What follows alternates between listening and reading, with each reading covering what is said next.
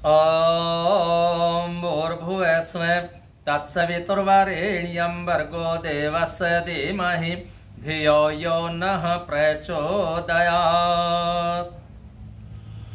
सजनों, YouTube channel Yashveer महाराज में आप सभी का स्वागत है। सजनों, आज भारत के अंदर कोने कोने में बड़ी प्रसन्नता है इस बात की कि आज़ादी का अमृत महोत्सव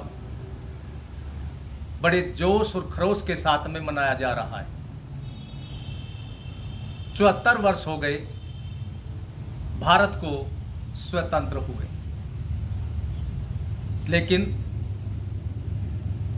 क्या कभी आपने विचार किया कि ये स्वतंत्रता कैसे मिली? ये स्वतंत्रता हमें सोने की थाली में सजा करके ऐसे ही नहीं मिल गई, जैसे कि गाना गाया जाता है, दे दी हमें आजादी बिना खड़क बिना तलवार, साबरमती के संत तूने कर दिया कमाल। अगर बिना खड़क बिना तलवार के आजादी मिलती तो फिर इन क्रांतिकारियों को जेल में क्यों रहना पड़ता, क्यों मुसीबतें उठानी पड़ती, क्यों फांसी के फंदे चूमने पड़ते? लेकिन देश की आजादी बड़े आराम से नहीं मिली। इसके लिए बड़ा बलिदान, बड़ा संघर्ष करना पड़ा, और संघर्ष करते करते 1857 में जो क्रांति आई, जिसको इतिहासकार गदर भी लिख देते हैं, गदर नहीं है वो देश की स्वतंत्रता की पहली लड़ाई थी। और उस समय जो संघर्ष करने वाले थे, अनेक महापुरुष, अनेक वीर थे, जिनमें स्वामी दयानंद सरस्वती, उनके गुरु स्वामी विरजानंद जी और मंगल पांडे, तात्या टोपे, राजा नाहर सिंह और मेरठ जिले के बिजरोल गांव के चौधरी सामहल सिंह। अब ये बिजरोल गांव उस समय तो मेरठ जिले में होता था, अब बागपत जिले में है और बड़ौद से पूरब में है। इनका भी बलिदान हुआ, बड़ा संघर्ष हुआ। और उस समय कुछ स्वार्थी लोगों ने, और बल्कि ये कहना चाहिए देश के साथ में विश्वासघात करने वाले लोगों ने अंग्रेजों का साथ दिया, और वो जो क्रांति पूरे भारत में हो चुकी थी, और उसी समय सन 1857 में ये भारत अंग्रेजों से मुक्त हो जाता, लेकिन क्रांति फैल हो गई और अंग्रेजों का पुनः भारत पर कब्जा हो गया। लेकिन संघर्ष बराबर चलता रहा, और उस संघर्ष में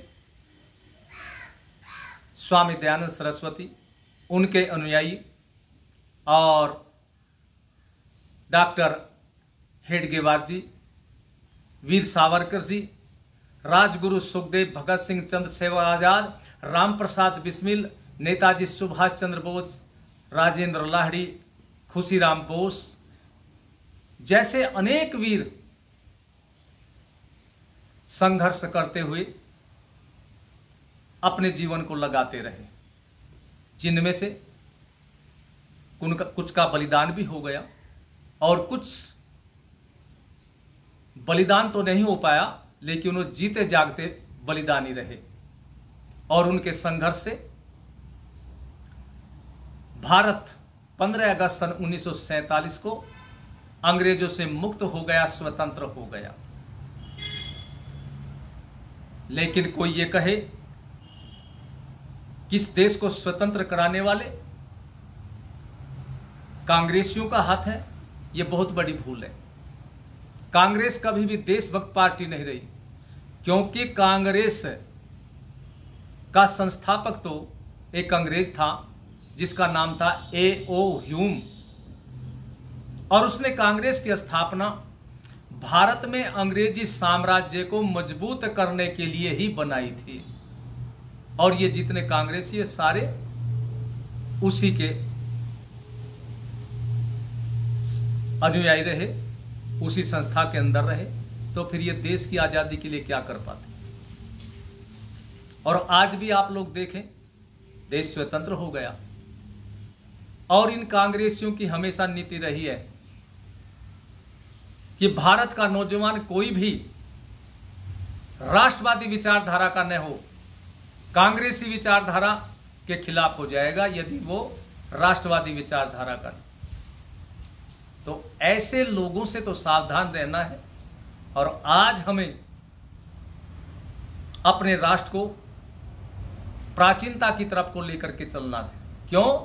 क्योंकि प्राचीन समय में हमारा ये भारत संसार का शिरोमणि देश रहा, संसार का गुरु रहा और चक्रवर्ती सम्राट रहा।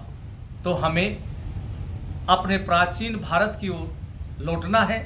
उसके लिए हमें सभी को राष्ट्रवादी धर्मवादी विचारधारा अपने अंदर बनाए रखनी है। और यदि आप लोग इस प्रकार से अपने जीवन को लगा पाए तो आपका भी कल्याण होगा, राष्ट्र का कल्याण होगा, हिंदू धर्म का कल्याण होगा। इन शब्दों के साथ मैं अपनी वाणी को विश्राम देता हूं। ओम शांति शांति शांति ओम।